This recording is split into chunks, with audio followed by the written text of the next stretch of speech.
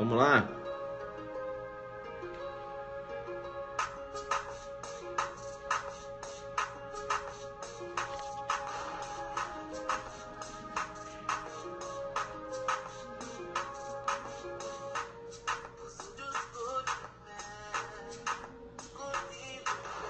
Júlio César Matos na área aí, ó. Vamos seguir. Júlio César Matos. É o cara do processo penal, hein? Você é Delta. Vocês estão esperando a aula, né?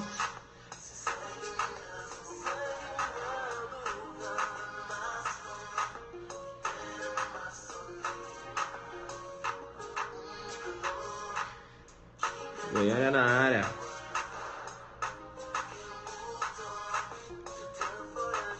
Maria da Penha, né?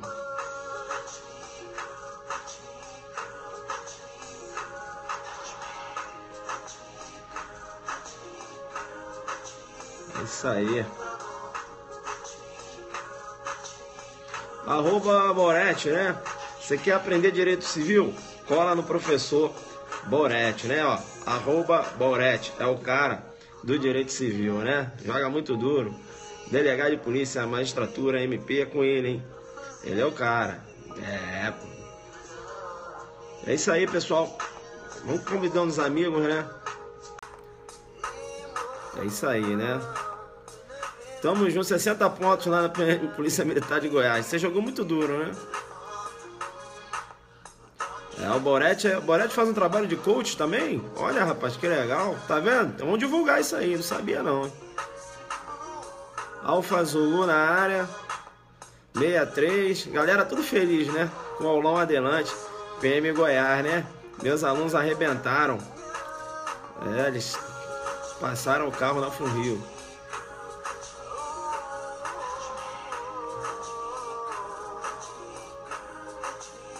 Joguei duro com o Zuc adelante Brasília. Valeu, irmão.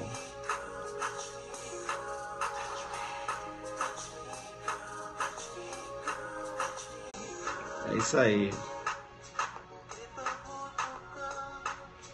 Esse jovem, ele pedindo para seguir, segue de volta. Será que ele tá focado na aula? Ou será que ele quer um Zuc bloqueio? Não sei não, hein? Parece que ele quer um Zuc bloqueio aí. Vamos ver se ele vai ficar comportado aí. Fala, me segue, sigo de volta. Não, segue a aula. Joga duro aqui. Ele tá querendo, hein? Vamos ver aí. Eu tô aqui só olhando. Tem que ficar comportado aqui na sala, né? Uma sala grande com mais de 1000 pessoas. Todo mundo comportadinho. É isso aí. Não, calma. Vamos dar uma oportunidade, né? Será que não é aluno? É isso aí, arroba professor Montes, né? Prof. Montes. Daqui a gente vai direto para a live do professor Montes. Arroba Prof. Montes. Vai jogar duro lá no Crime Impossível. Bacana? É isso aí. Vamos começar, né? Vamos começar, né? É isso aí. Musiquinha que vocês já conhecem. Vocês já conhecem a musiquinha, né? Que eu começo a jogar duro, aí eu tenho que colocar a musiquinha. Vocês já conhecem já. Estava um pouco sumido, né?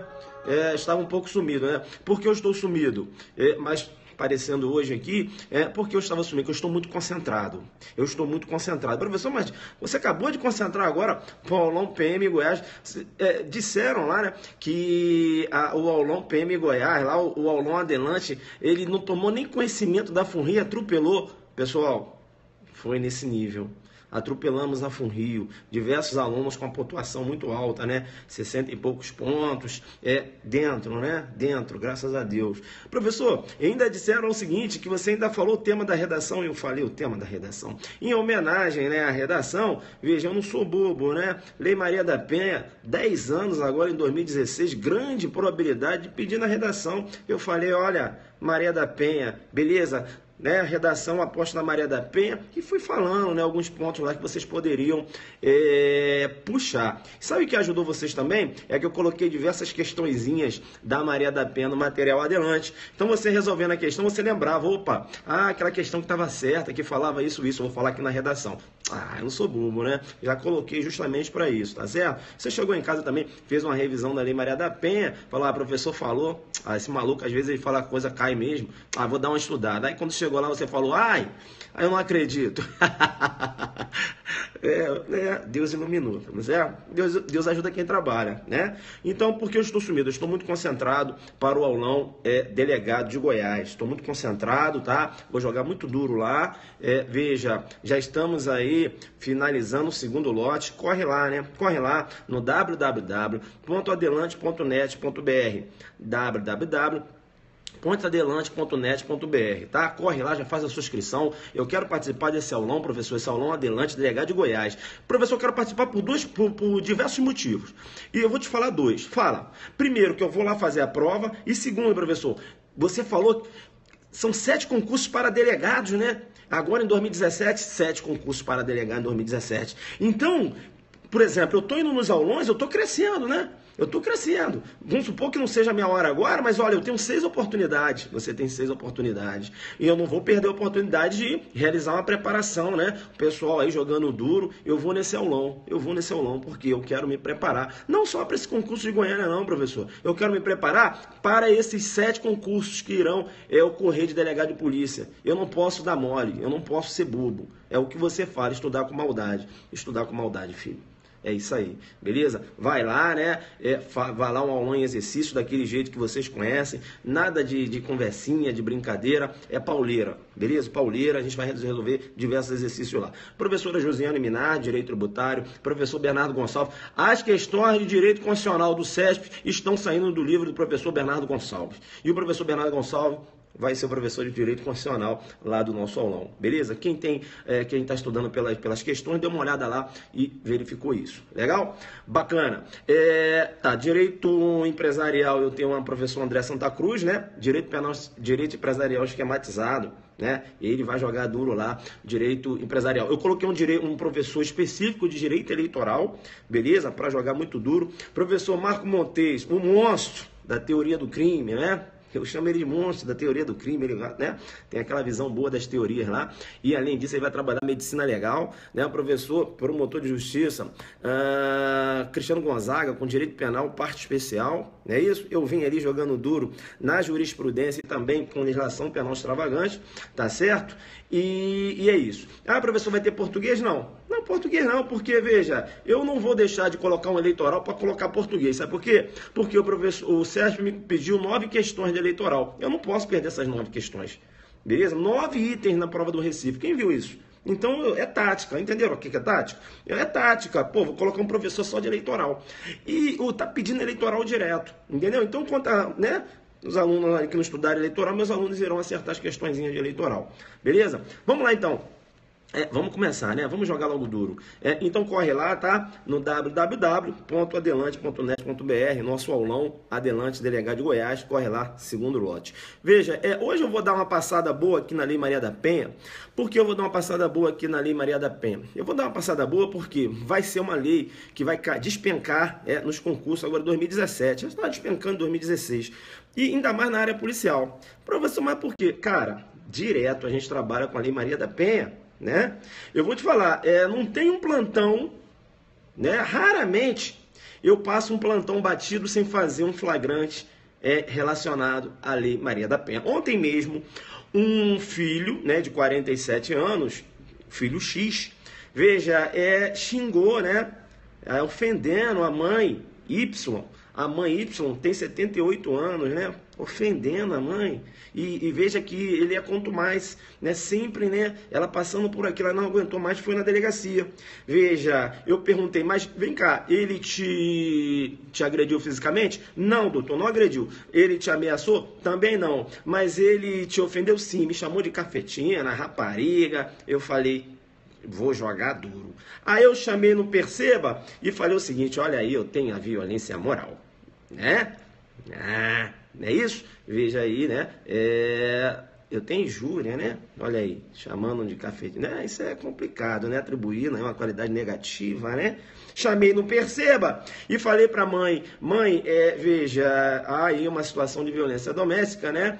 E veja, há uma injúria, já que não há lesão corporal, perceba bem, a ação penal aí, veja, ela não é uma ação penal pública incondicionada, né? A injúria aí eu tenho uma ação penal privada. E a mãe foi lá e assinou o requerimento, né? Com triste, né? Mas ela assinou porque ela sabe que ele tinha que ter uma resposta, né?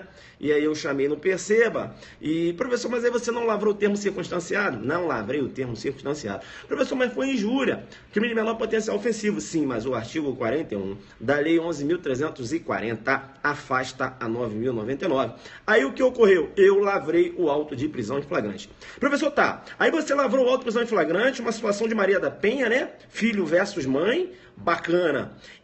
Tá. Aí tem que ter o requerimento bacana.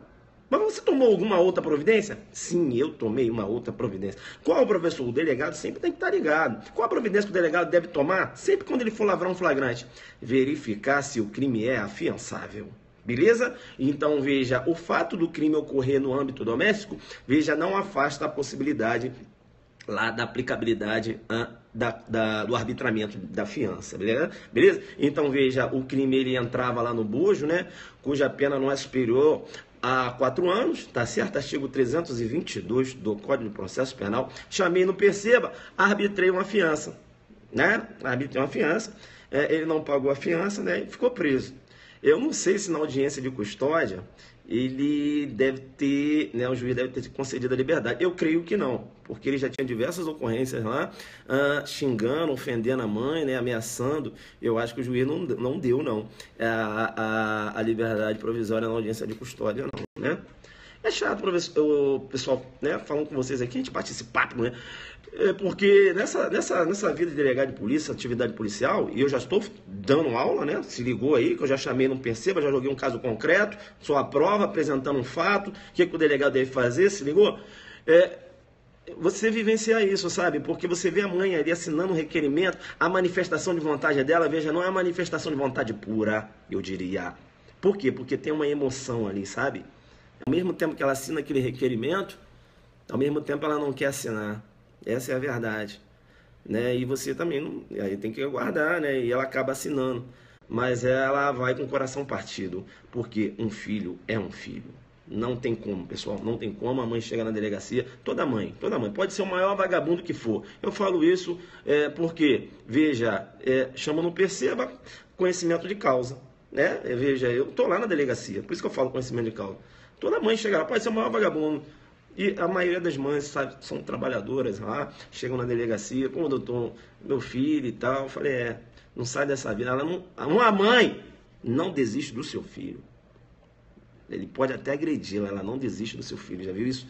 O amor de mãe é um amor que joga duro. E eu vejo isso na delegacia direto. Chamo no Perceba.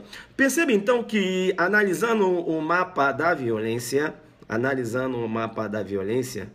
veja, eu andei, né, fazendo uma pesquisa e veja, e foi constatado aí, vendo esse estudo que eu fiz, né, analisando algumas pesquisas, que o maior índice de violência contra a mulher hoje é a violência física, né? O maior índice de violência contra a mulher hoje é a violência física.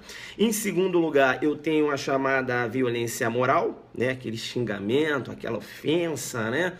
Veja, e em terceiro lugar, eu tenho a violência psicológica, né? Violência psicológica, né? Um agente ali que ameaça a vítima, né? Então, a violência psicológica. Legal. Veja que a Constituição Federal, ela, quando foi promulgada aí em 88, né?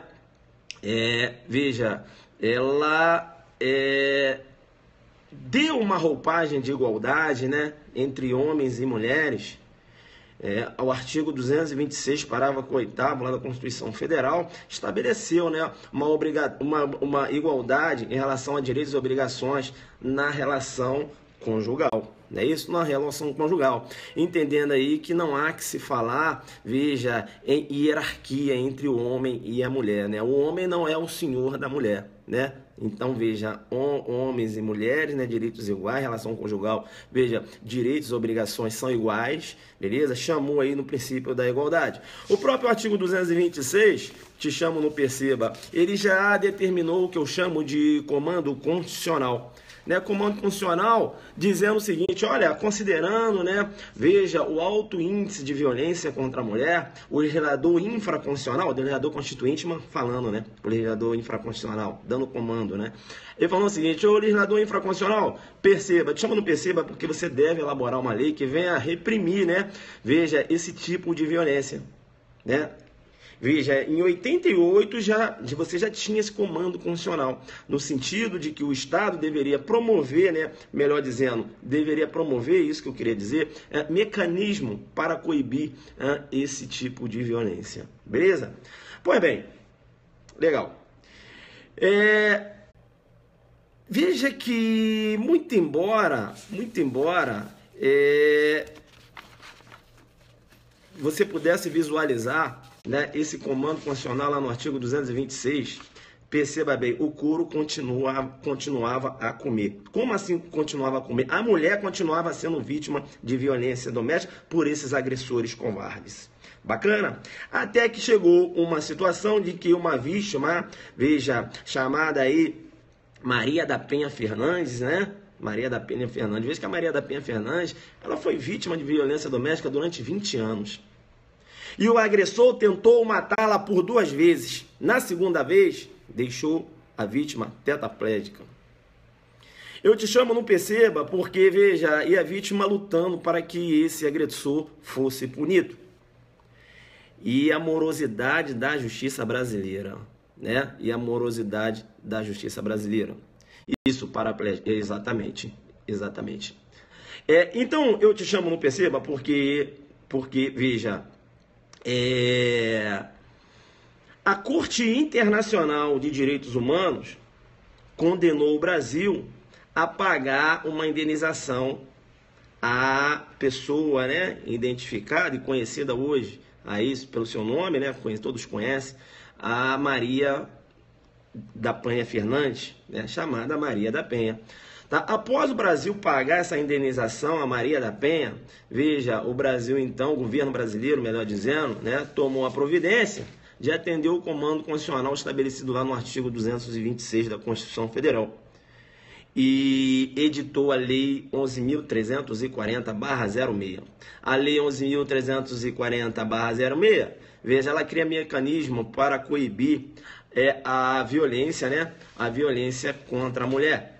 Veja que o artigo 1º da lei menciona o seguinte: esta lei cria mecanismo para coibir e prevenir a violência doméstica e familiar contra a mulher. Nos termos do artigo, atendendo o comando constitucional, nos termos do artigo, aí ele fala, nos termos do parágrafo 8º do artigo 226 da Constituição Federal. E aí continua, né? Da Convenção sobre a Eliminação de todas as formas de violência contra a mulher, da Convenção Interamericana para prevenir, punir e erradicar a violência contra a mulher, e de outros tratados internacionais ratificados pela República Federativa do Brasil. Bacana? Tranquilo. Importante, né, que após a criação da Lei Maria da Penha, veja que eu tenho um tratamento penal diverso em relação àquele agressor. Bem, analisando a Lei Maria da Penha, eu já tenho que partir aqui, eu vou analisar os principais artigos, tá? Você te convido para analisar o artigo 5º da lei. Veja que o artigo 5º da lei, perceba bem, menciona o seguinte: para efeito desta lei, ou seja, a Lei Maria da Penha, configura a violência doméstica e familiar contra a mulher qualquer ação ou omissão baseada no gênero, que lhe cause morte, lesão, sofrimento físico, sexual, psicológico, e dano moral ou patrimonial. Muito importante quando você fala do dano patrimonial, né? O dano patrimonial é uma forma de violência.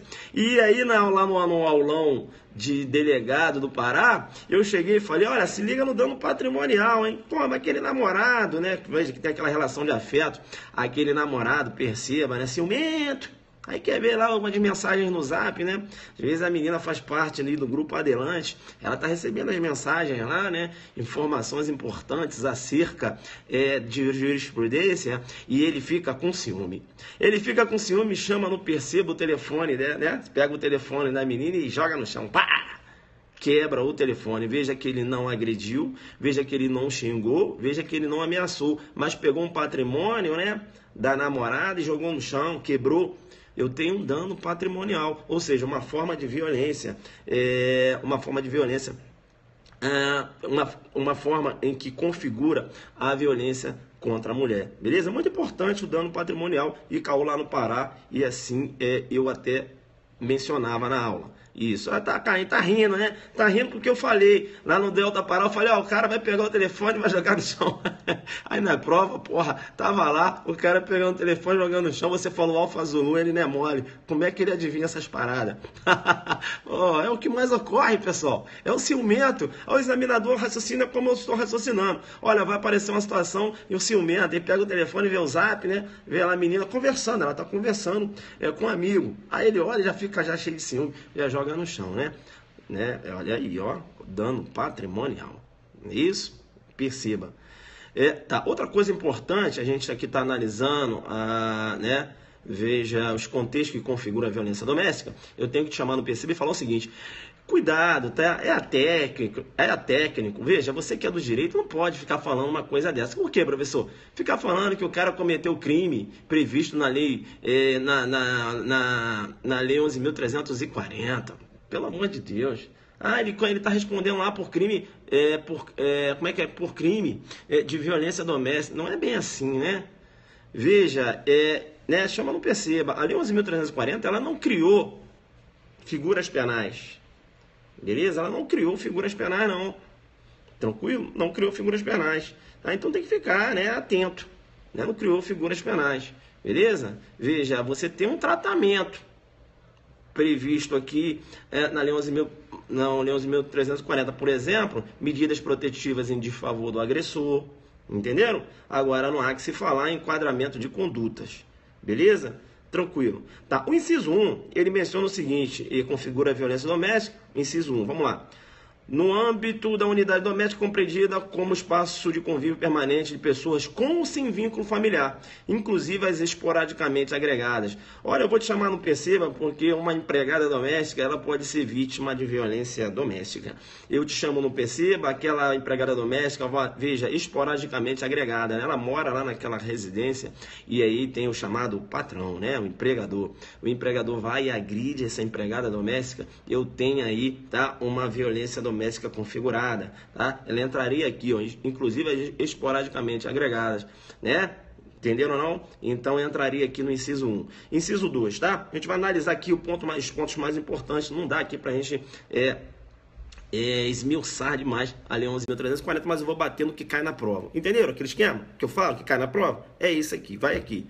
Beleza?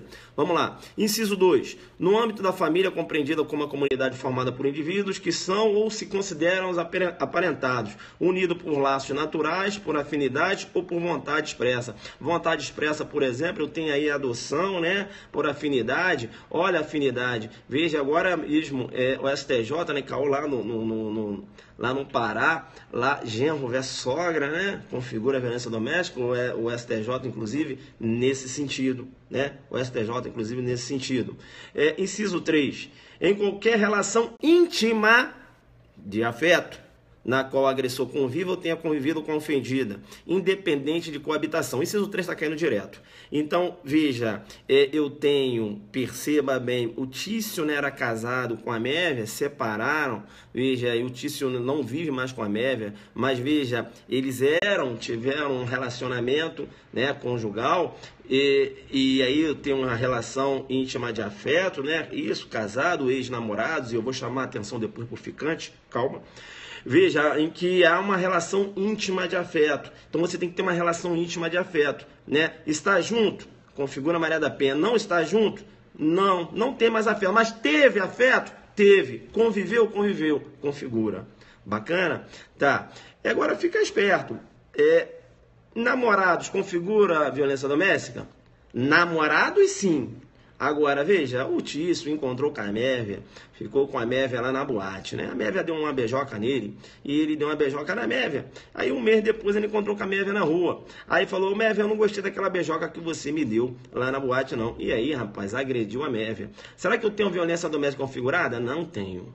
Não tenho por quê? Porque eu não tenho aí uma relação íntima de afeto. Ninguém pega afeto por ninguém por ter ficado uma vez, né? Agora eu vou te chamar no Perceba. Eu vou te chamar no Perceba porque tem uns adelantes aí, uns malandros. Eu conheço vocês, tá? Não vem não. Hoje aqui a aula né, direcionada às mulheres. Sabe aquele malandro que ele não se decide? Aí ele fica ali e tal, entendeu? Né? Ele não assume namoro, mas ele tem uma habitualidade, né? Tá sempre ali e tal, né? Olha, uma vez por semana, né? E aí tem esse testemunho. Não, ele tá sempre ficando com ela, ficando, né? Ninguém fica com alguém, né, bastante tempo sem ter afeto. Não adianta você falar, né? Não, professor, mas aí não. Então o ficante habitual, sabe? Aquele desconsiderar a personalidade jurídica, né? Pra gente ir lá no... Então o ficante habitual configura, beleza? É aquele ficante habitual, né? Ele fica ali e tal, configura. Por quê? Porque você tem sim uma relação de afeto.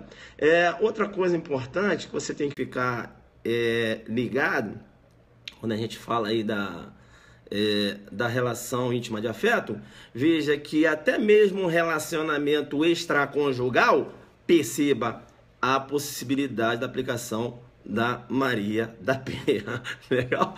A possibilidade da aplicação lá. Gostou, ó. Desconsideração da personalidade jurídica. Né? Para ir tal. Vamos lá. O amante, né? Isso. Então, vem cá, deixa eu te chamar no Perceba. Perceba bem, então, que a relação extraconjugal, veja, configura também Maria da Penha. Então, vamos supor, o indivíduo ele tem uma relação em casa, né? Ele vai ficar quietinho lá, aí ele fica ciscando, né? Querendo, né? Sabe como é que é? Tem um pessoal aí que é meio complicado. Aí, veja, ele tem uma relação lá fora. E tem afeto por ela, né? Tem uma relação com habitualidade, inclusive. Então, veja, aí o que acontece? Ele está agredindo aquela pessoa, né, ou xingando, eu tenho Maria da Penha configurado. Então, veja, Maria da Penha não há necessidade que sejam casados. Maria da Penha não há necessidade que os envolvidos mantenham uma relação estável, uma união estável. Entenderam ou não? Eu tenho que ter uma relação íntima de afeto. Pode ser uma relação, inclusive, extraconjugal.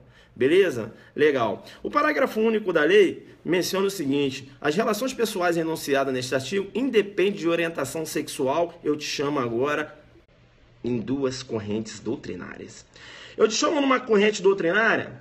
Primeiro eu tenho que falar com você o seguinte: veja que é pacífico que a Lei Maria da Penha se aplica às relações homoafetivas. Legal? Bacana. Tá. Aí entra as correntes doutrinárias. Professor, mas as correntes doutrinárias entram na questão da relação homoafetiva? Não. As correntes doutrinárias vão discutir se na relação a relação homoafetiva, mas vai discutir se a vítima precisa ser necessariamente mulher. Aí eu tenho duas correntes. Eu tenho uma primeira corrente que eu vou chamar de corrente biológica.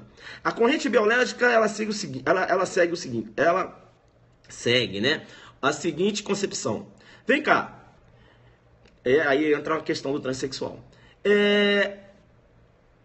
Essa pessoa, ela realizou uma cirurgia, sim. Mas biologicamente, ela é homem ou é mulher? Biologicamente ela é mulher. Se biologicamente ela é mulher, aplica-se a Lei Maria da Penha. É a corrente que segue a concepção biológica. Eu tenho uma outra corrente que segue a concepção jurídica, entendendo que depende da condição jurídica da pessoa. Então, veja, realizou aí a cirurgia, não é isso? Veja que trocou o nome juridicamente a mulher. Então, essa corrente jurídica fala juridicamente é homem ou mulher? Juridicamente é mulher. Aplica-se a Lei Maria da Penha. Entenderam? Tá, qual corrente se adota? Pessoal, lá no Pará, a FUNCAB simplesmente adotou a corrente minoritária. A corrente minoritária é a corrente que segue a concepção jurídica, né? Veja que é majoritário isso, entendendo que aplica-se a Lei Maria da Penha às relações homoafetivas desde que a mulher seja vítima. Isso é majoritário, né? Mas lá deram uma invertida, enfim, entenderam, né, a possibilidade da aplicação da Lei Maria da Penha, a vítima sendo homem, né? Aí me parecia que era um transexual, né, que teria feito a cirurgia. Então aí, veja, prevaleceu a concepção jurídica. Juridicamente, homem é mulher, então aplica-se. Entenderam qual foi a discussão? Bacana. Tá. Bacana, bacana, bacana. Veja que quando a Lei Maria da Penha foi editada, veja o artigo 1º, né? Veja aqui, ó, atendendo a um comando constitucional, o artigo 1º dizendo que esta lei cria mecanismo para coibir e prevenir a violência doméstica e familiar contra a mulher. Ora, vem cá, vou te chamar no perceba porque é o seguinte, como assim uma lei específica para coibir violência contra a mulher? Se a própria Constituição agora, né, colocou, veja, em paridade, né, de direitos e obrigações, não é isso? Veja, homens e mulheres. Será que a Lei Maria da Penha não estaria dando um tratamento diferenciado à mulher? Ou seja, será que a Lei Maria da Penha não estaria aí ofendendo o princípio da igualdade? Te chamo, não perceba. Veja, essa questão chegou ao STF e através da ação declaratória de constitucionalidade número 19. E o STF, veja, por unanimidade, entendeu que o artigo 1º, o artigo 33, né, que fala lá faz referência ao 33, ele faz referência lá às medidas, aplicabilidade das medidas protetivas, né? O 33, só confirmar aqui que agora... não, melhor dizendo. O 33 fala na criação de juizados especiais, né? Lá destinados a processo de julgamento dos crimes cometidos no âmbito doméstico, né? Ele cria um juizado especial específico para esses casos aí, de Maria da Penha. Veja, e o 41, que afasta 9.099, quando você tem aí a mulher, você tem a ocorrência de uns crimes no âmbito doméstico, né? Olha, afasta 9.099. Se for homem, aplica 9.099. Se for mulher, afasta 9.099. Veja, todo um tratamento desigual, né? Então, o STF entendeu que o artigo 1º, o 33 e o 41 são constitucionais. São constitucionais por quê? Porque, perceba, chamou, né, no que eu vou chamar aí de ação afirmativa.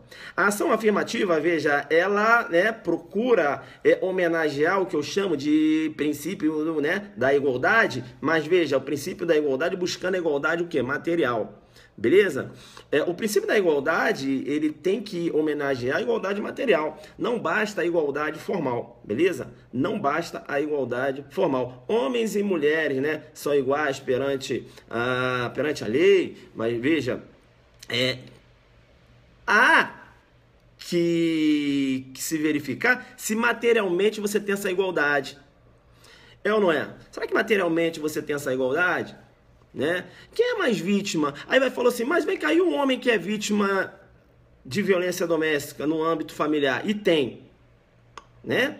Veja, aí diz o seguinte, o STF, veja, a regra é que a mulher que é vítima e não o homem. Beleza? Você tem homens que são vítimas de violência doméstica, que a mulher vai lá e bate no cara? Tem.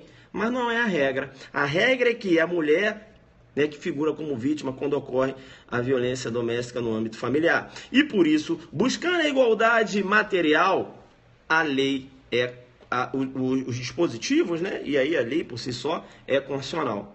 Tá certo? Esse tratamento diferenciado, veja, homenageia o princípio da igualdade, né? Veja, sob o prisma material. Beleza? Tranquilo, tranquilo, tranquilo. Bacana, bacana, bacana. Então, eu coloquei lá, né, você já verificou que não há necessidade da coabitação, né? Então, um irmão que não mora mais com uma irmã, esse irmão agride a irmã, eu tenho a Maria da Penha configurado. Beleza? Configurado. Legal. É muito interessante quando você trata de um ato infracional, né? Veja, no âmbito doméstico. E, rapaz, eu te chamo um perceba, porque, veja, como funciona isso? Será que um juiz, quando você comunica, e as medidas protetivas, né, em desfavor do agressor, daquele menor, será que essas medidas podem ser deferidas por qualquer juiz? Perceba bem que não há que se falar, veja, nas medidas protetivas, veja, elencadas aqui na Lei Maria da Penha. Quem vai decidir isso é o juiz da infância e juventude. Não pode o juiz singular aplicar medidas protetivas em desfavor do agressor. Entenderam? Quem vai aplicar essas medidas é o juiz da infância e juventude. Ou melhor, o juiz da infância e juventude vai tomar providências. Não necessariamente essas que estejam aqui elencadas na Lei Maria da Penha. Beleza? Tranquilo? Né? Colocou lá enteado também, né? Aquele enteado que bate, né? Joga duro. Bacana. Legal. Tá. O artigo importante ainda na lei é o artigo 7º. Com o artigo 7º, ele trata lá das formas de violência contra a mulher. Eu tenho a violência física, né? Entendida com conduta que ofenda a sua integridade ou saúde corporal. Veja que aqui na violência física, eu ainda tenho a contravenção de vias de fato.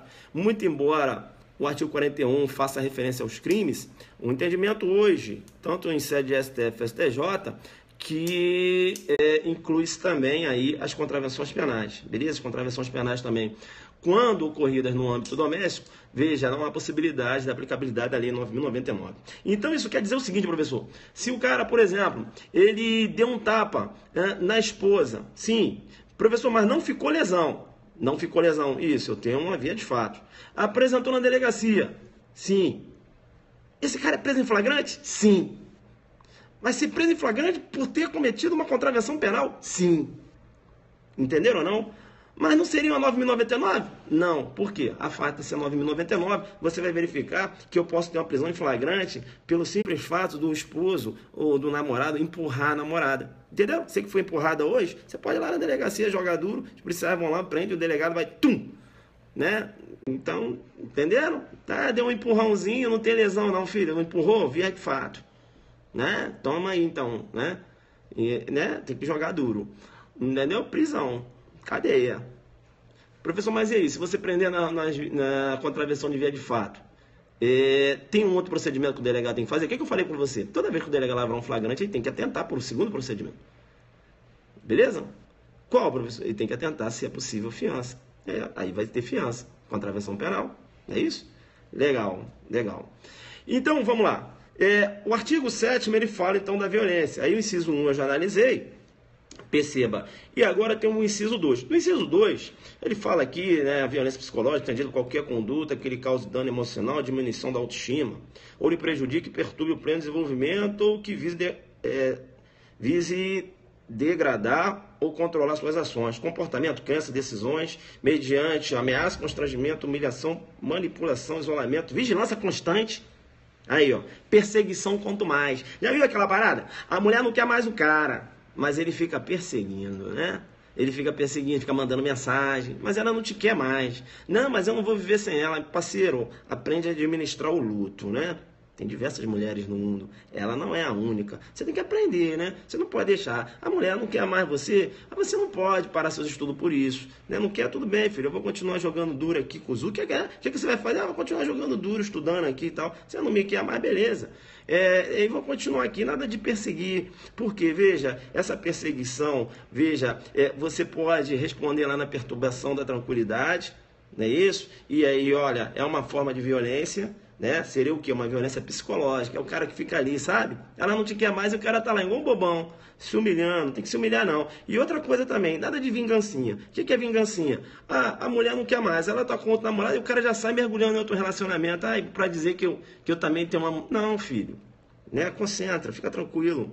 Na hora vai aparecer alguém legal para você. Então o que você vai fazer? Né? Vai joga duro, vai estudar, né? Vai ficar tranquilo. Nada, que você vai tirar a sua concentração dos estudos, né? Para ficar de guerra. Aí vai ficar, aí publica um Instagram aqui, aí ela bota um bombadão lá, aí você, né? Aí, porra, aí...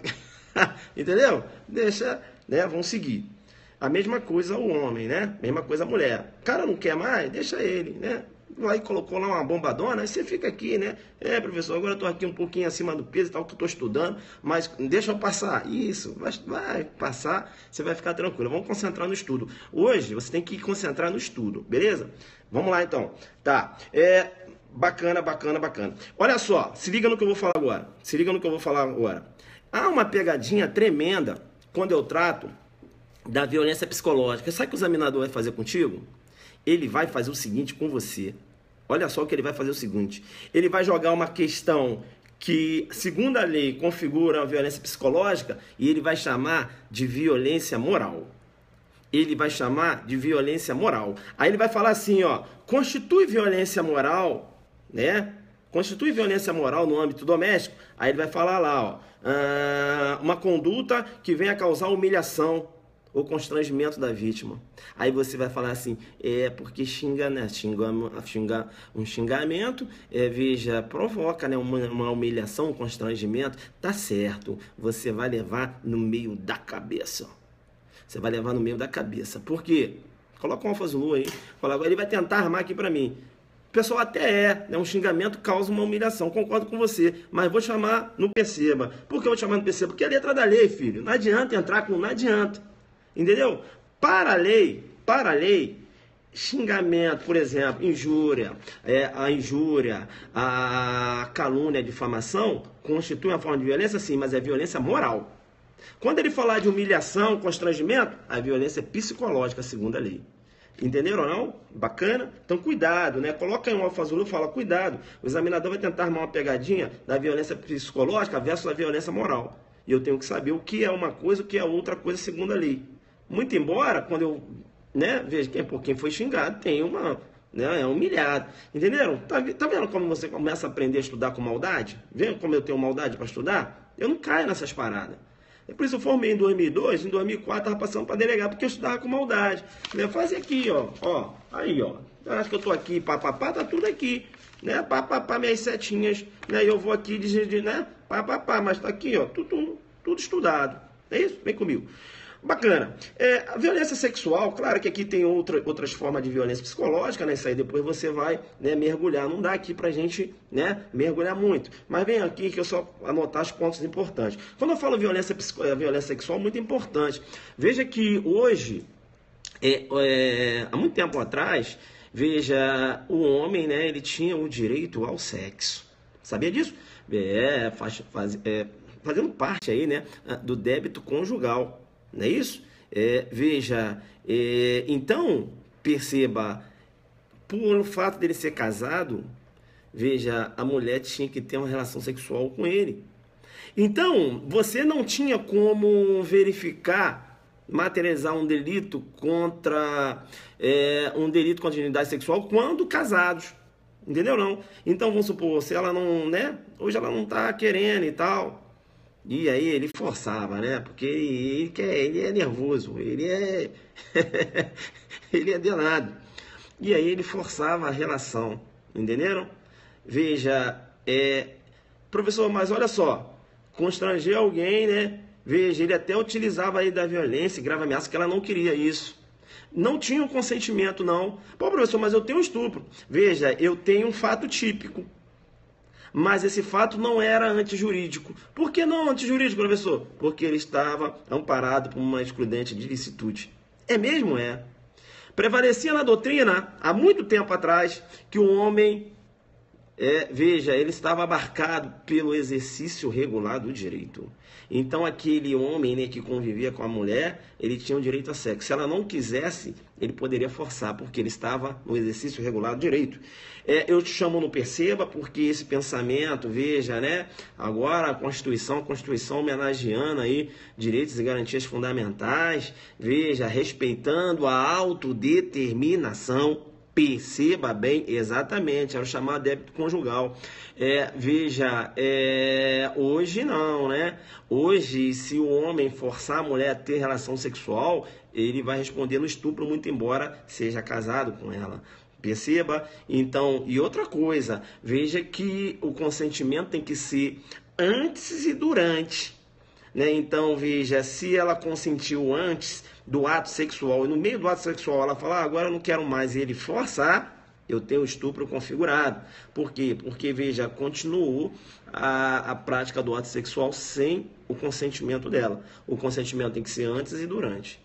Beleza? Mesmo casado com mesmo que o casal tenha aí, viva junto, né? Sejam casados ou vivam em uma união estável, veja, se ele força, não é só, né? Aí, tequinismo, né? Não é só a conjunção carnal, né? Pênis, vagina, não, né? Outro ato libidinoso.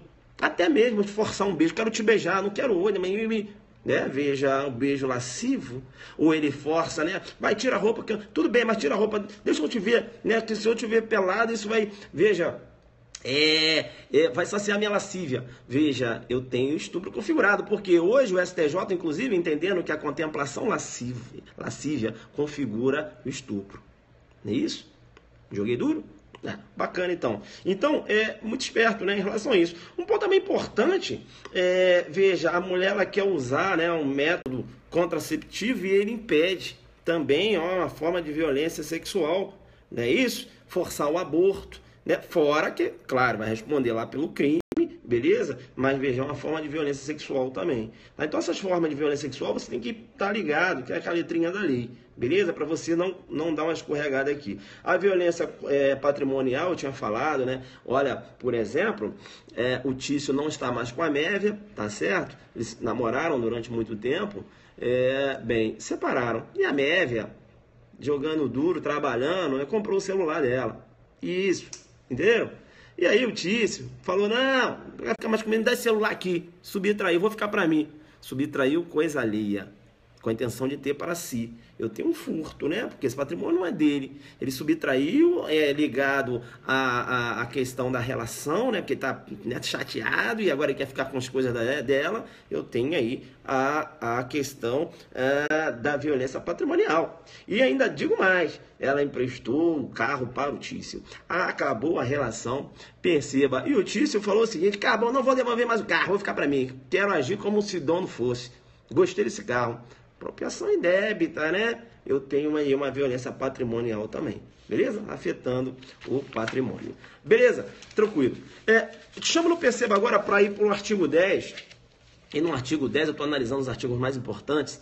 No artigo 10 eu vou chamar no Perceba porque, veja, é ligado à figura do delegado de polícia. Então, o 10 fala o seguinte, na hipótese da iminência ou da prática de violência doméstica familiar contra a mulher, a autoridade policial que tomar conhecimento da ocorrência adotará de imediato, coloca um Alfa Zulu, coloca um Alfa Zulu, por quê? Porque lá na sua prova, o CERP vai colocar em 24 horas, ou ele vai colocar em 48 horas. Por quê, professor? Porque aqui tem uma pegadinha muito grande. Qual é a pegadinha? A pegadinha é que as medidas protetivas, o delegado deve remeter no prazo de 48 horas. Agora, as providências elencadas na lei que o delegado deve adotar, as providências devem ser tomadas de imediato. Coloca um Alfa Zulu, cuidado, pegadinha, né? A providência de imediato. Agora, as medidas protetivas no prazo de 48 horas, não é isso? Vem, chama aqui no Perceba. Sim, o parágrafo único do artigo 10... fala o seguinte, professor, você falou que não ia dar aula de Maria da Penha, mas isso é uma aula, vamos embora. O parágrafo único do artigo 10 fala o seguinte, aplica-se o disposto no caput deste artigo ao descumprimento da medida protetiva de urgência deferida. Veja que hoje, agora se liga, né? O delegado vai tomar as providências necessárias. Por exemplo, comunicar ao juiz que o agressor ele não está cumprindo a medida protetiva, né? Veja que há hoje a possibilidade, com o fundamento no artigo 20 da lei, né?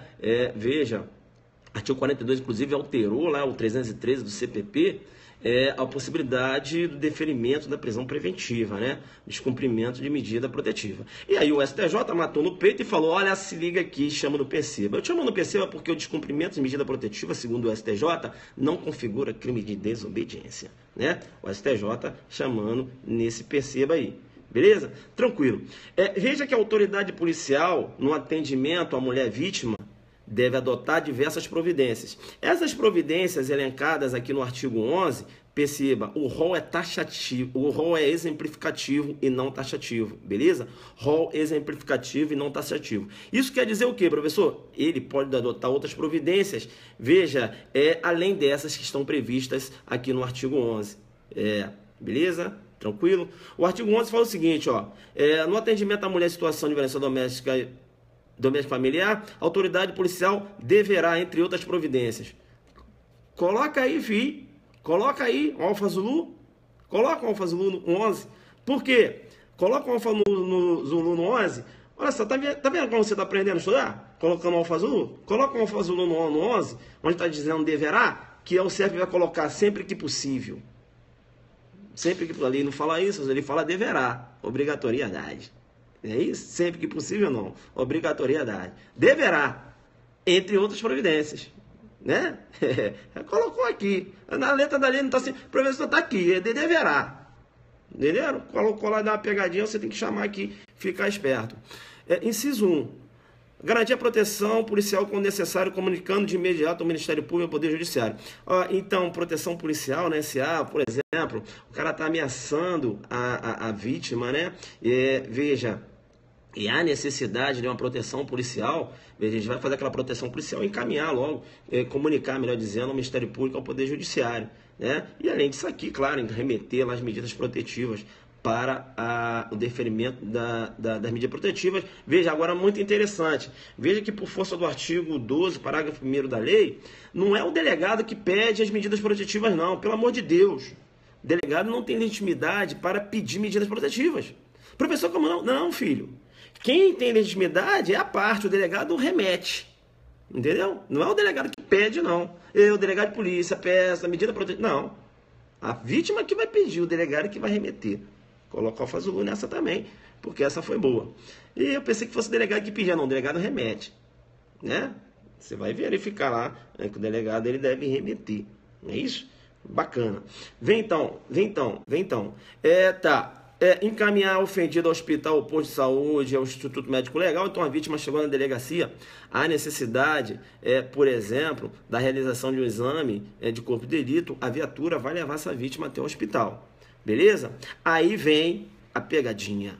Lá no inciso 4, sim. Ali quando ela quer falar se necessário, ela fala. Aí lá no inciso 4, veja, o inciso 3 ele fala em relação a fornecer transporte para a ofendida, né? Aquilo que eu falei. Vai lá na casa da vítima, vai transportar a vítima para a vítima tirar seus pertences e tal, fazer a proteção. O maluco não chega lá, né? Aí já vai a viatura, ele já vê já o rotolite lá. Epa, não vou não, que o jogo tá duro. Vou ficar aqui, porque a polícia lá, não vou não. Aí o inciso 4 ele fala o seguinte: se necessário acompanhar a ofendida para assegurar a retirada de seus pertences do local da ocorrência ou do domicílio familiar. Né? Se necessário, ou seja, esse acompanhamento à casa da ofendida, veja, para retirar seus pertences vai ocorrer se necessário. Também não fala que seria obrigatório, né? Ali fala se necessário. Para cima. O inciso 5 fala lá que ele também deve informar as vítimas de direitos a elas conferidos nessa lei e os serviços disponíveis. Então a vítima chegou lá, delegado, o que aconteceu?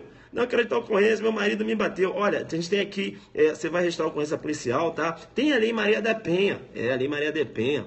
Veja, ela inclusive está fazendo 10 anos agora. Aí tem o Zuc falou que ia cair na redação, até caiu agora, sabe? Tô te falando isso, que deve você ter um filho estudando para as carreiras policiais. É interessante que você venha a registrar a ocorrência policial, né? E tem a Lei Maria da Penha, que pode levar você lá, que pode, né, possibilitar as medidas protetivas. Você sabia? Delegado, o que é isso? Não, a Lei Maria da Penha, eu vou te falar aqui, ó, as medidas protetivas que existem. Ó, essa aqui, ó, ficar o agressor afastado, né? O juiz pode, com base lá no artigo 20, no artigo 22, medida protetiva em desfavor do agressor, para ele ficar afastado. Você quer essa? Quero essa, sim. Aí o delegado vai só, né? Assina aí, ela assina, entendeu? Aí vai informar os direitos que ela tem em relação à Lei Maria da Penha. Você pode ser conduzido a casa-abrigo, não é isso? Então, veja, é o que informa aqui o inciso 5. Bem, nessa pegada que a gente vai fazer o nosso aulão Adelante Delegado de Goiás, né? Últimas vagas no segundo lote, no site www.adelante.net.br www.adelante.net.br, né? O nosso aulão para delegado de Goiás. Tá caindo aqui nos artigos, tá se ligando que eu só tô nos artigos onde o delegado, né? Tô falando autoridade policial, né? A gente veio aqui, tá entrando na pedra de toque trabalhando. Né, falei aqui, né, como o delegado se porta em face da Lei Maria da Penha, já comecei a dar julgados aqui, falei do STJ, nesse padrão que a gente vai trabalhar lá, beleza? Site www.adelante.net.br é o nosso aulão de véspera para delegado de polícia lá do estado de Goiás. Você tem que jogar duro, corre lá e faça a sua inscrição. Tranquilo? Faça a sua inscrição. Veja, ainda é importante o artigo 12, para quem faz delegado de polícia e está estudando a Lei Maria da Penha. O artigo 12, ele fala em relação às providências ainda, né, não só do artigo 11, do artigo 12 também. Veja o seguinte: em todos os casos de violência doméstica familiar contra a mulher, feito o registro de ocorrência, deverá a autoridade policial adotar de imediato os seguintes procedimentos, sempre daqueles previstos no Código de Processo Penal. Ou seja, além de ouvir a ofendida lavrar o boletim de ocorrência, tomar representação a termo ser apresentada, né, quando for um crime de ação penal pública condicionada, veja, o delegado ele deve o quê? Instaurar um inquérito policial, né, já que tem uma condição de procedibilidade, por exemplo, beleza? Tem uma condição de procedibilidade, por exemplo. O delegado deve colher as provas que servirem para o esclarecimento do fato e suas circunstâncias. O Tício, perceba, ele agrediu a Mévia. Tu acredita que ele pegou um cinto, tirou um cinto lá e deu na Mévia? E aquele cinto foi deixado lá no local onde ocorreu o fato. O delegado deve recolher aquele cinto, apreender, né? Veja, um instrumento utilizado para praticar lesões, né? É aqui. Aí vem a pegadinha de prova. Coloca o Alfa Zulu aí. Coloca o Alfa Zulu, porque aqui ele brinca com você. Aí ele fala, ó, remeter, qual o prazo para remessa dos autos apartados em medida protetiva? Ele fala, remeter no prazo de 48 horas e coloca lá imediatamente e você cai. Entenderam? Aí, ó, por quê? Vai estar na tua cabeça, caramba, é medida protetiva, caramba, deve ser imediato, porque a vítima está precisando, aí você cai. Porque ele fala, ó, remeter no prazo de 48 horas, expediente apartado ao juiz com pedido da ofendida para concessão de medidas protetivas. Veja, 48 horas o delegado remete, 48 horas tem o juiz para decidir. Aqui o SESP arma uma pegadinha e coloca aqui 24 horas, coloca imediatamente, você, certo. Ganhou na cabeça, perdeu mais uma pro SESP. Agora, se você é Alfa Zulu, vai falar, porra, eu tô vendo o Zuc falando aqui, a medida autos apartada aqui, ó, 24 horas não, é 48. Eu lembro de uma live que ele falou isso, aquele doido. Entenderam ou não? Bacana. É importante ainda determinar que se proceda o exame de corpo de delito, né? A vítima está dizendo que foi lesionada, então para o delegado perceba aquela prova material, vai encaminhar a vítima para fazer o exame.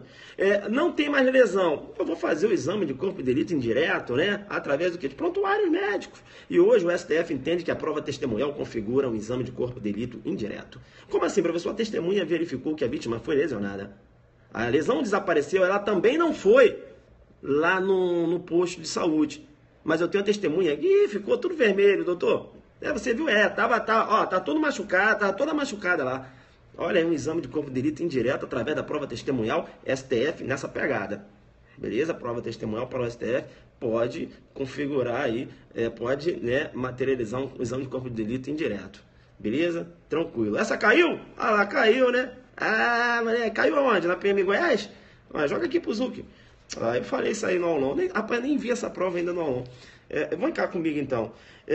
Bacana. Ouvir o agressor e as testemunhas. Professor, mas como assim? Tem que ouvir o agressor? Tem que ouvir, pessoal. Porque olha só, existe o que eu chamo também da síndrome da mulher de Potifar. Pode ocorrer a síndrome da mulher de Potifar, né? Não vou contar aqui a história, mas você vai jogar lá no YouTube e vai jogar Zuc, síndrome da mulher de Potifar. Síndrome da mulher de Potifar, você vai ver o que vem a ser a síndrome da mulher de Potifar. Aquela mulher que é rejeitada, ela chega na delegacia, conta um monte de mentira, sobretudo de crimes ligados, né, à órbita sexual.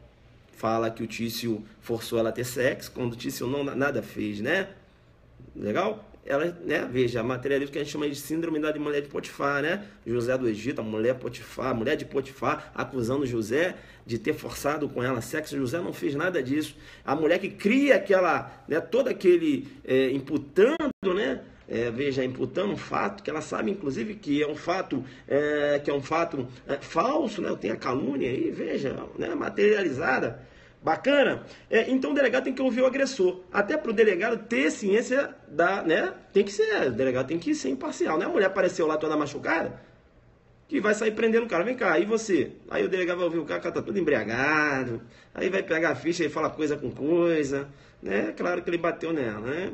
E outra coisa que eu tenho que falar para vocês, difícil para a gente como delegado de polícia, nessa questão das lesões corporais, até crimes sexuais, porque são crimes que são praticados às escuras, entenderam?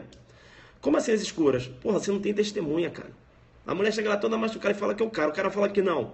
E aí, ou não é? Aí você olha bem pra cara dele, entendeu? Vê a versão dele, vê a versão dela, olha os antecedentes, e tá cheio de passagem, isso, as escuras, crimes às ocultas, isso, cheio de passagem lá, diversas ocorrências que já ocorreram. É claro que ele bateu, né? E toma ali um flagrante. Por quê, professor? Mas você não tem prova? Eu tenho provas, veja, não tenho provas concretas, mas eu tenho provas indiciárias. As provas que sustentam a prisão em flagrante eu vou chamar de provas indiciárias. Por que provas indiciárias? Porque no inquérito, e o auto-prisão de flagrante é uma forma de instauração de inquérito, eu tenho indícios. Entenderam? Então, veja, para prender alguém em flagrante, eu preciso de indícios. Eu não preciso de provas concretas. Como provas concretas? Né? Aquela certeza, a certeza real. Joguei duro. Eu preciso de indícios. Entenderam? Eu preciso de indícios para prisão em flagrante.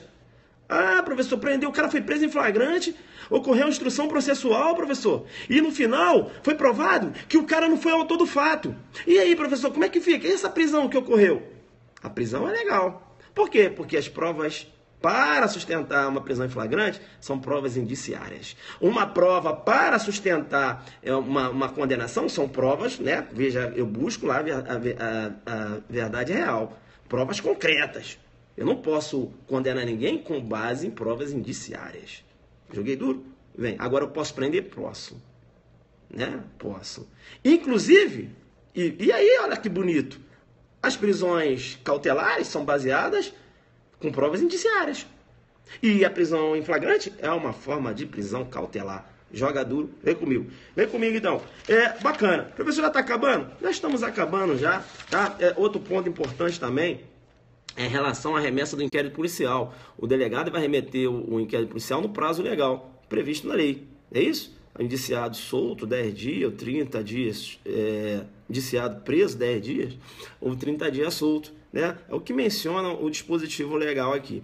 Bem, veja que o pedido da ofendida será tomado a termo pela autoridade policial, ela vai ter que falar, né, a qualificação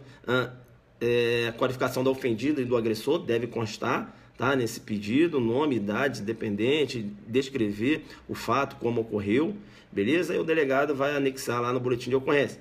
Bem, eu vou pular agora lá para o artigo 16, porque o artigo 16 cai direto. O artigo 16, ele trata da possibilidade da retratação. Se liga na jurisprudência que eu vou te passar agora. Isso, preso 10 dias, 30 dias solto. Eu falei isso, falei. Veja, no artigo 16, né, essa é a regra geral, né, pessoal? Estamos aí tratando de regra geral. O artigo 16 fala o seguinte: nas ações penais públicas condicionadas à representação da ofendida, de que trata esta lei, ou seja, uma ameaça, né? Só será admitida a renúncia à representação perante o juiz em audiência especialmente designada com tal finalidade, antes do recebimento da denúncia e ouvido o Ministério Público. Coloca um alfa azul no 16. Coloca. Tu vai colocar um alfa no 16 porque aqui é retratação. A retratação do 16 da Lei Maria da Penha, ela ocorre antes, ela deve ocorrer antes do recebimento da denúncia. Aí você vai colocar um alfa azul, e vai falar, essa azul que me deu. Por que ele te deu? Porque eu tenho a retratação lá do artigo 25 do Código de Processo Penal. Lá no artigo 25, a retratação lá do artigo 25, tá certo?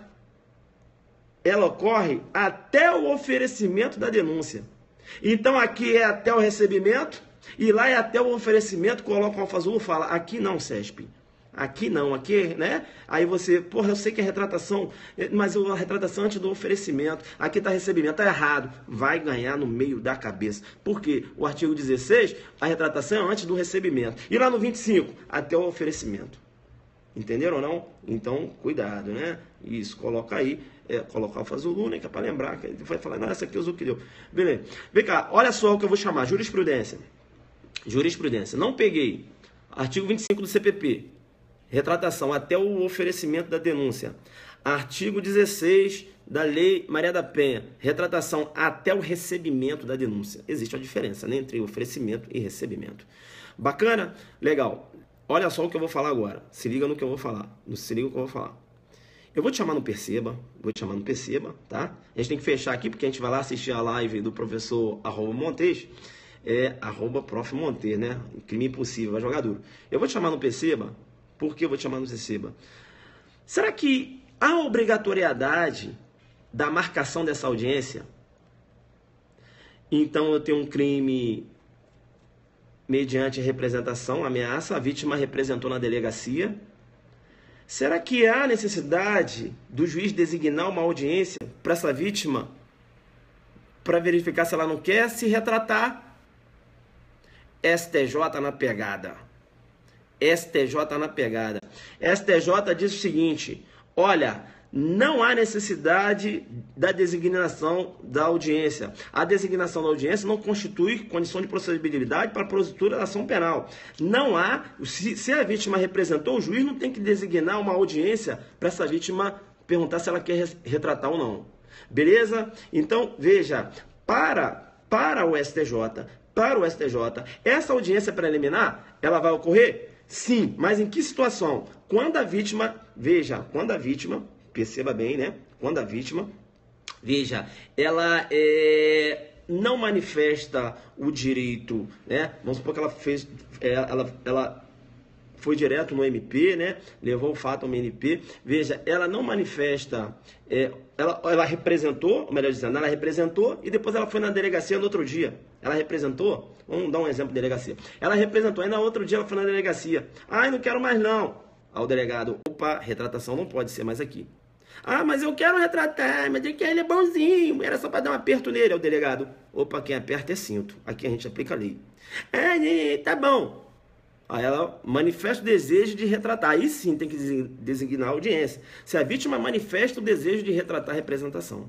Entendeu? Se a vítima não manifestar, o juiz não é obrigado, o juiz não pode, para falar a verdade, o juiz não pode designar essa audiência. Beleza? Tranquilo? Então, cuidar, STJ nessa pegada aí, tá? Então, o que pode cair na sua prova? Veja, a audiência preliminar do artigo 16 ocorrerá somente após a manifestação concreta da vítima, de forma expressa ou tácita, antes do recebimento da denúncia. A Tícia representou em relação ao delito de ameaça, o MEV, bacana. O MEV foi solto, o MEV foi preso, o MEV foi solto, audiência custódia. Rapaz, 2 dias depois, rapaz, então fazer um mozinho. Então você fazendo um mozinho lá. Momô, tá aí, né? Voltou pro malandro, tá lá andando, né? Então veja, a manifestação tácita de que ela não quer o prosseguimento. Entendeu? Momozinho, tá lá na casa do cara de novo, falou que ia matar, mas já voltou, tá lá. Aí, é uma manifestação tácita. Aí o juiz sim vai designar uma audiência para ela formalizar essa retratação. Entenderam? Bacana. Tá. O 17, ele veda, o 17 é importante, porque ele veda a aplicação, nos casos de violência doméstica e familiar contra a mulher, das penas cesta básica e outras prestações pecuniárias, bem como a substituição da pena, que implica pagamento isolado de multa, né? A gente vai até verificar lá, quando você trata lá aqui da Lei Maria da Penha, né? A impossibilidade da suspensão, você também tem a impossibilidade, a própria súmula 536 trata isso, né? A impossibilidade da suspensão condicional do processo de transação penal. Quando você navega na órbita dos crimes em que há um envolvimento de violência doméstica, né? Reforçando o que menciona aqui o artigo 17. Beleza? Tá. O artigo 20 é aquele artigo que eu falei para vocês. Muito se discutiu acerca dessa prisão, né? O artigo 20 determinando prisão preventiva, né? Dizendo ali que pode ser concedida prisão preventiva. Mas veja, deferir prisão preventiva, mas eu tenho 42. Já mencionando, alterando o 313, né? Como uma forma, a prisão preventiva como uma forma de forçar, né, o agente a cumprir aquela medida protetiva. Há alguns doutrinadores que entendem que a prisão preventiva, nesses casos, ela pode ser deferida, ela pode ser decretada, pode, mas você tem que ter os outros pressupostos previstos na lei. Aí você tem uma discussão lá, beleza? Em relação à necessidade de pressupostos ou não. Você tem um professor Renato Brasileiro entendendo que, além do agente descumprir, né, você tem que ter a presença dos pressupostos, ou seja, o fundo comic delicto e o periculum libertatis, não é isso? Para que seja decretada a prisão. Aí você tem uma discussão. Bem, fechando então aqui a Lei Maria da Penha, né? Claro, longe de querer dar uma aula de Maria da Penha, mas, né, abordando os pontos importantes, eu tenho um artigo 41, o artigo 41 ele fala aos crimes praticados na violência doméstica contra a mulher, independente da pena prevista, não se aplica a Lei 9.099. Não só nos crimes, como também nas contravenções penais. Beleza? Não só nos crimes, mas também nas contravenções penais. Outra coisa também interessante, e eu tenho julgado o STJ também nesse sentido, vamos supor que o Tício ameaçou a Mévia. Aí a Mévia foi na delegacia, registrou ocorrência. A ameaça é um crime de ação penal pública condicionada à representação, mas a Mévia não representou formalmente. Será que o delegado pode instaurar inquérito policial? E será que o Ministério Público depois ele pode propor ação penal só com registro da ocorrência? Perceba bem que a representação ela não tem aquela roupagem da formalidade. O delegado pode sim instaurar um inquérito policial, porque a pessoa, quando ela registra a ocorrência policial, veja, para o STJ, ela manifesta a vontade de ter aquele, né, de desencadeamento daquele procedimento. Então, se ela registrou ocorrência policial, mas não representou formalmente, mas registrou, sim, é uma forma de manifestação de vontade. A representação não requer uma formalidade. Entenderam ou não? Então, simples registro de ocorrência policial, quando a ação penal for pública condicionada à representação, muito embora a vítima não tenha assinado a representação de forma formalizada, enseja a possibilidade da instauração do inquérito policial. Beleza? Então, o STJ, dentro dessa pegada, tá? HC 101.742 DF. E ele fala o seguinte, ó. A representação, quando possível, aí vai exemplo desde a ameaça, para o início da persecução penal, independe de qualquer formalidade, bastando a manifestação de vontade da vítima. A vítima registra a ocorrência policial, ela está demonstrando manifestação de vontade. Bacana? Tranquilo, tranquilo, tranquilo. As medidas protetivas lá do artigo 22, tá? Que as medidas protetivas em desfavor lá do agressor, bem como as medidas protetivas em favor da vítima, você deve estudar lá na Lei Maria da Penha, tá? Menciona lá o 22 em desfavor do agressor e tem logo o dispositivo, logo subsequente, que eu não marquei aqui, mas você vai ver aí que você joga duro demais, ele fala das medidas protetivas em favor, ao 23, em 23 é uma medida protetiva em favor da ofendida. Legal? Tá, para fechar aqui, eu vou falar para vocês ainda a jurisprudência em relação à Lei Maria da Penha. Importante, eu já falei que o crime de desobediência, descumprimento de medida protetiva não configura o crime de desobediência, eu falei isso. Falei também que o 41 STF e STJ no sentido que abarca também as contravenções penais. Falei da súmula 536, que diz que a suspensão condicional do processo e a transação penal não se aplicam na hipótese de delito sujeito ao rito da Lei Maria da Penha. Bacana? Legal.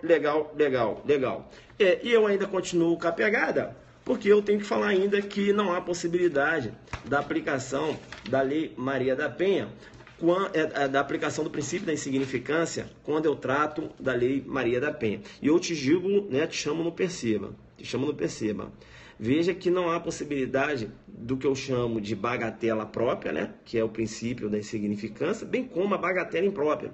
A bagatela imprópria, ela trabalha com a desnecessidade da aplicação da pena, né? Alguns entendem que a bagatela imprópria teria uma previsão legal lá no artigo 59, quando o 59 menciona: o juiz, atendendo a culpabilidade, os antecedentes, a conduta social, a personalidade do agente, aos motivos, as circunstâncias e consequências do crime, bem como o comportamento da vítima, estabelecerá, conforme seja necessário, ou seja, o juiz só vai aplicar a pena se for necessário.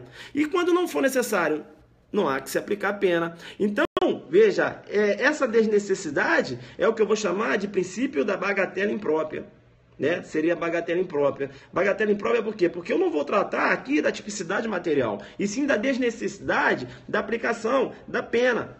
Entenderam, não? Né? Não há que se aplicar uma pena à conduta praticada. Por quê? Porque, perceba, não há necessidade, né? Veja, o agente ele já se ressocializou.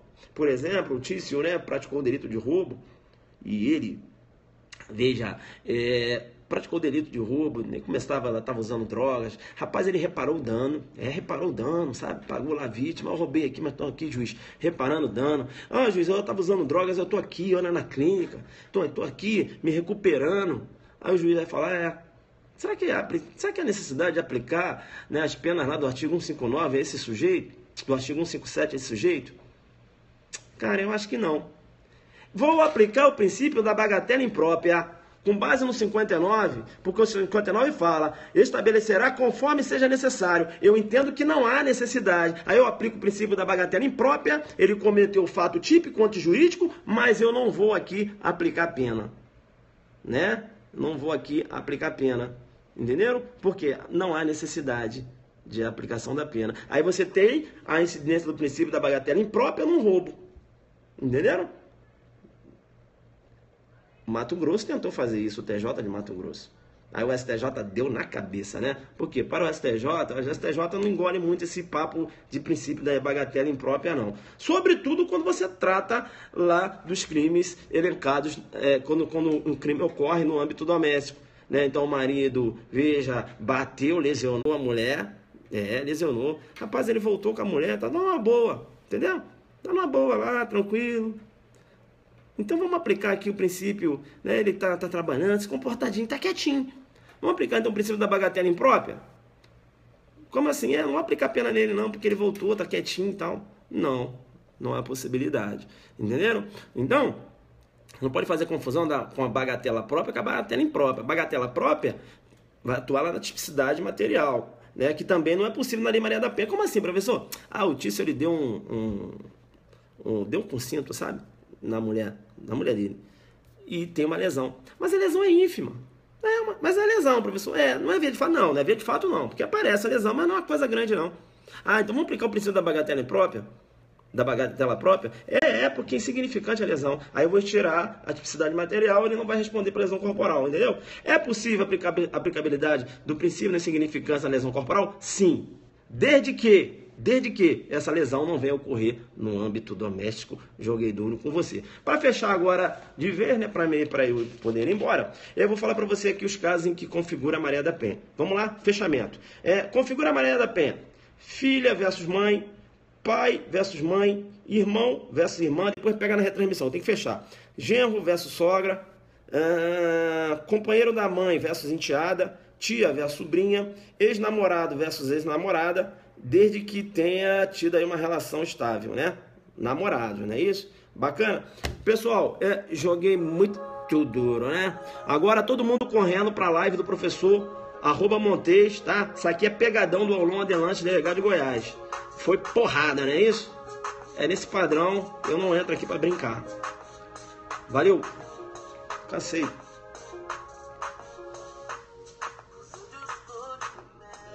Artilharia, né?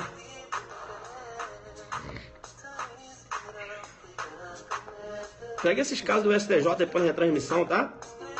Filha versus mãe, pai versus mãe, irmão versus irmã, genro versus sogra. Genro versus sogra eu odeio Caulã no Pará, né? Companheiro da mãe versus enteada, tia versus sobrinha, ex-namorado versus ex-namorada, desde que tenha tido uma relação estável. Valeu! Todo mundo correndo lá para a live do professor @Montes.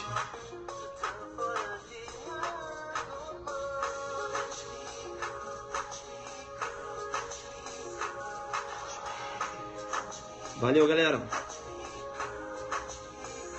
Cansei, né? Essa foi puxada. Eu ia dar só uma dica, a gente acabou pegando pesado aqui.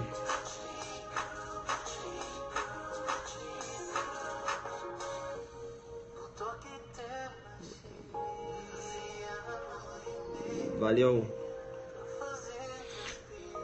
Vambora. Vamos lá para a live do professor agora. Aulão Adelante, delegado de Goiás, hein? A pegada é essa. Bagatela própria, imprópria, explico logo, jogo duro. Explico a diferença de uma para outra rápido. Depois eu vou explicar. Vou fazer um azul que didático da própria para imprópria, beleza? Mas aqui eu só dei uma... Tchau. Sou Adelante focado, jogando como? Sempre muito duro. Tchau.